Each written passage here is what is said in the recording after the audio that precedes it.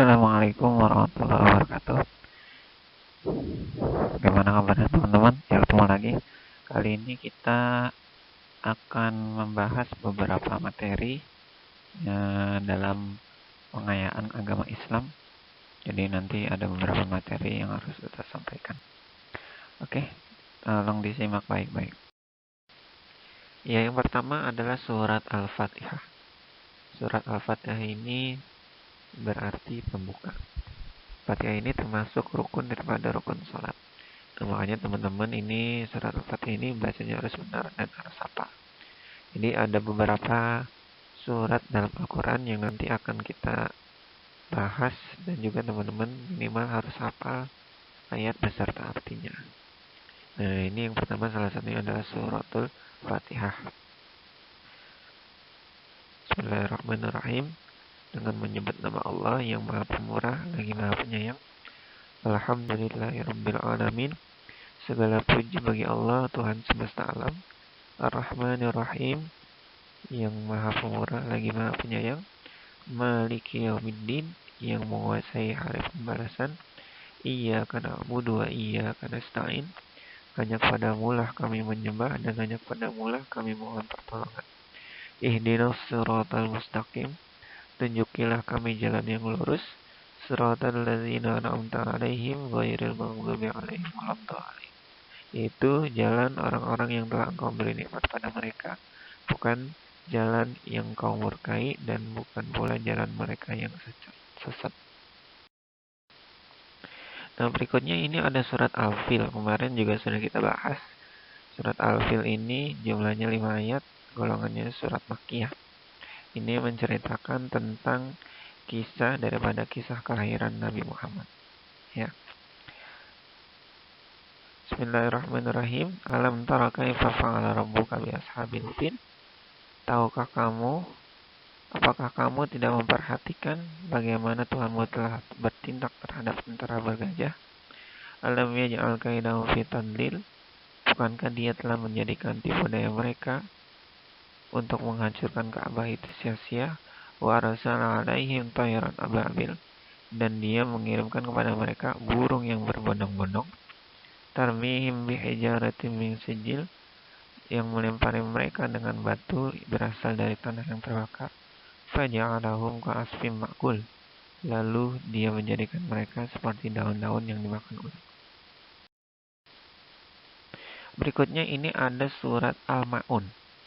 Al-Ma'un ini artinya pendusta agama. Nah, di sini bunyi ayatnya, Bismillahirrahmanirrahim. Ara'aitan ladzi yukadzibu biddin, fadzalikal ladzi yad'ul yatim wa la yahuddu 'ala ta'amil miskin, fawailul lil musallin alladzina hum 'an salatihim sahun alladzina hum yura'un wa yamna'una ma'un. Yang artinya, tahukah kamu siapa orang yang mendustakan agama?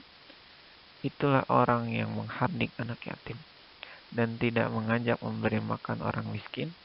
Maka celakalah bagi orang yang sholat, yaitu orang-orang yang lalai dari sholatnya, orang-orang yang berbuat ria dan enggan menolong dengan barang yang berguna atau dengan enggan memberikan bantuan. Kemudian surat berikutnya ada surat Al-Alaq. Surat Al-Alaq ini teman-teman minimal hafal 1-5. Nah, berikutnya surat Al-Qadar. Surat Al-Qadar ini menceritakan tentang turunnya Al-Quran, yaitu pada 17 Ramadan, pada bulan Ramadan, ya. Ayatnya berbunyi, Bismillahirrahmanirrahim. Inna anzalnahu fi lailatul qadr wa ma adraka ma lailatul qadr. Lailatul qadri khairum min alfi syahr. Tanazzalul malaikatu war-ruhu fiha bi'idzni rabbihim min kulli amr. Salamun hiya hatta matla'il fajr. Nah, kemudian ini ada surat Al-Hujurat ayat 13. Nah, ini juga teman-teman nanti harus dihafalkan ayat ini beserta artinya. Ini bunyinya, Bismillahirrahmanirrahim. Ya ayyuhan nasu inna khalaqnakum min dzakari wa untha waja'alnakum syu'uban wa qabaila lita'arafu inna akramakum indallahi atqakum innallaha alimun khabir. Yang artinya, hai manusia, sesungguhnya kami menciptakan kamu dari seorang laki-laki dan seorang perempuan, dan menjadikan kamu berbangsa-bangsa dan bersuku-suku, supaya kamu saling kenal mengenal. Sesungguhnya orang yang paling mulia di antara kamu di sisi Allah adalah orang yang paling bertakwa di antara kamu. Sungguhnya Allah Maha mengetahui lagi Maha mengenal. Nah, surat-surat tadi teman-teman minimal teman-teman hafal dengan artinya ya, karena nanti bisa jadi di soal tersebut teman-teman harus melanjutkan ayat ataupun mengartikannya. Kemudian di sini ada materi tajwid. Nah, ini hanya mengulang. Kemarin kita sudah belajar tentang ikhfa hakiki. Apa arti ikhfa? Ikhfa artinya samar-samar disertai dengan dengung. Jadi terjadi ikhfa ini kalau di ayat Al-Quran ada nun sukun atau huruf berharokat tanwin, baik itu an, in, un, bertemu dengan 15 huruf ikhfa, yaitu ta, sa, jim, dal, zal, zai, sin, shin, sod, dot, tozo, fa, kaf. Ingat baik-baik teman-teman ya. Kalau ada nun sukun atau tanwin, an, in, un bertemu dengan 15 huruf ikhfa, maka ini dihukumi ikhfa hakiki, dibacanya samar-samar dan dengung. Nah, berikutnya ini ada yang baru, yaitu qalqalah. Qalqalah ini artinya memantulkan. Jadi kalau teman-teman menemukan huruf qalqalah, yaitu baju di toko, ya kita singkat baju di toko, atau ba, jim, dal, to, kof, ini berharokat sukun, maka ini dihukumi qalqalah. Ya, jadi kalau ada ba, jim, dal, to, kof itu berharokat sukun, itu dihukumi qalqalah. Kemudian pembagian qalqalah ini ada dua. Kalau dia ada di tengah-tengah kalimat, maka dia dihukumi dengan qalqalah sugro. Pantulannya tidak terlalu besar. Dan tetapi kalau huruf qalqalah ini terjadi karena waqaf atau diwaqaf, maka dia dihukumi qalqalahnya kubro. Maka pantulannya lebih besar daripada qalqalah sugro. Jadi ingat-ingat, kalau ada huruf ba, jim, dal, to, kof, dia sukun ataupun karena waqaf, maka dihukumi qalqalah. Nah, berikutnya kita akan membahas sifat-sifat bagi Allah. Ya, jadi Allah Subhanahu wa taala mempunyai beberapa sifat, di antaranya sifat wajib, mustahil, dan jaiz. Ini wajib kita ketahui ya, teman-teman. Jadi sifat wajib ini adalah sifat yang pasti dimiliki oleh Allah Subhanahu wa taala. Jumlah sifat ini ada 20, kurang lebih ada 20. Kemudian juga ada sifat mustahil. Jadi sifat mustahil ini sifat-sifat yang tidak mungkin ada pada Allah Subhanahu wa taala. Sifat ini merupakan kebalikan atau lawan daripada sifat wajib. Jadi jumlahnya sama dengan sifat wajib karena kebalikannya. Kemudian sifat jaiz ini adalah sifat yang mungkin bagi Allah Subhanahu wa taala untuk berbuat sesuatu ataupun tidak berbuat sesuatu sesuai dengan kehendaknya. Karena kita ketahui bahwasanya Allah itu Maha berkehendak. Jadi sifat jaiz bagi Allah hanya satu, yaitu fi'lu kullu mumkinin aw tarku, itu mengerjakan segala yang mungkin ataupun tidak mengerjakannya. Ya, karena Allah Maha berkehendak. Nah, apa saja sifat-sifat wajib bagi Allah? Ini ada wujud, qidam, baqa, mukhalafatul lil hawadisi, qiyamuhu bi nafsihi, wahdaniyat, qudrat, iradat, ilmun, hayyan, sama basar, kalam.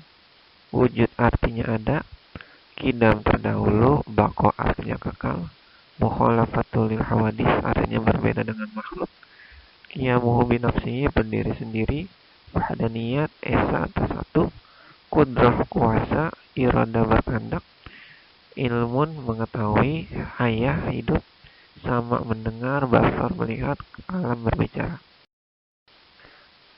Kemudian lanjutannya sifat wajib bagi Allah yaitu kaunuhu qadiran, keadaannya yang berkuasa, kaunuhu muridan, keadaannya yang berkehendak, kaunuhu aliman, keadaannya yang mengetahui, kaunuhu hayyan, keadaannya yang hidup, kaunuhu sami'an, keadaannya yang mendengar, kaunuhu basiran, keadaannya yang melihat, kaunuhu mutakaliman. Nah, ini beberapa sifat wajib bagi Allah Subhanahu wa taala.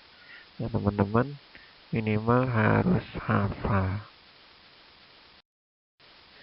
Kemudian ada lagi sifat mustahil. Sifat mustahil ini adalah sifat kebalikan daripada sifat wajib bagi Allah Subhanahu wa taala. Yaitu yang pertama ada Adam. Pakai ain ya, bukan pakai alif. Adam artinya tiada. Hudus artinya baru. Fana binasa atau berubah-ubah.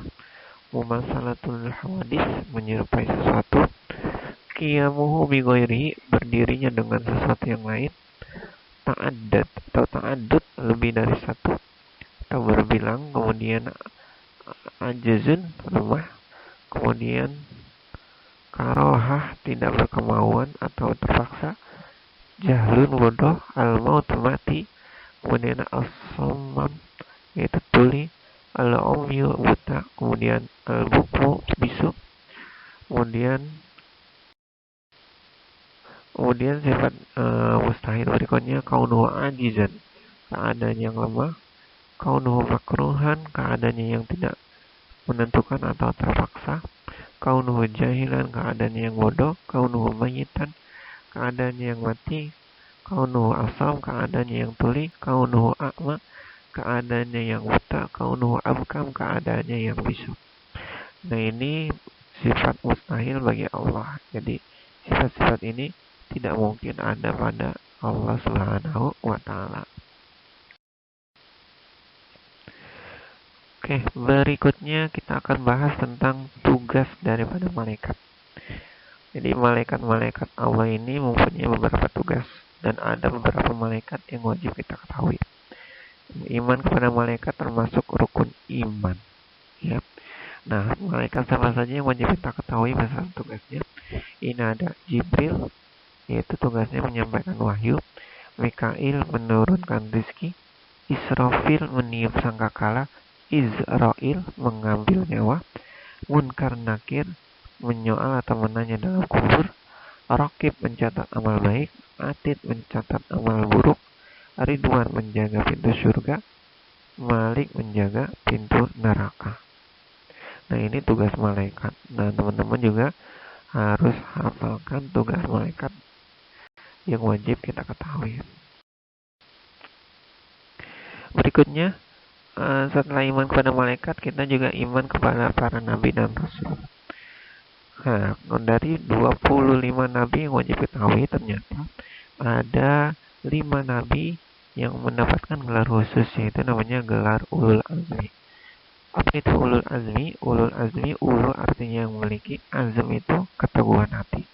Jadi ulul azmi ini adalah gelar yang diberikan kepada Rasul yang membawa syariat, yang mana dalam menjalani tugasnya senantiasa sabar dan teguh hati dalam menghadapi segala cobaan.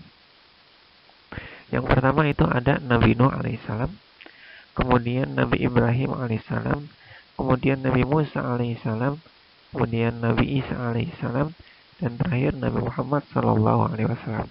Nah, ini disingkat dengan NIMIM, yaitu NIMIM, Nuh, Ibrahim, Musa, Isa, Muhammad. Nah, jadi cara menghafalkannya ingat NIMIM.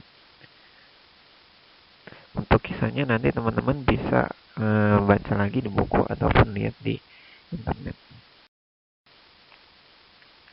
Kemudian penambahan sedikit materi tentang hari kiamat.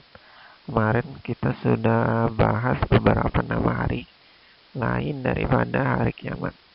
Nah, ini ada hari akhir, yaitu hari penghabisan. Kemudian ada Yaumul Hisab, yaitu hari perhitungan. Yaumul Fasal kemarin sudah, yaitu hari pemutusan atau keputusan. Kemudian Yaumul Jam'i, hari berkumpul. Kemudian Yaumul Talaq, hari pertemuan. Yaumul Hasrah, hari penyesalan. Yaumul Qari'ah, hari peristiwa besar. Yaumul Fath, hari kemenangan. Yaumul Ba'ats, hari kebangkitan, dan Yaumul Buka, hari tangisan. Nah, ini tambahan dari beberapa nama lain dari hari kiamat. Nah, yang terakhir ini ada tentang kodok dan kodar. Kodok dan kodar ini merupakan salah satu rukun iman. Jadi kodok dan kodar ini keduanya saling berkaitan.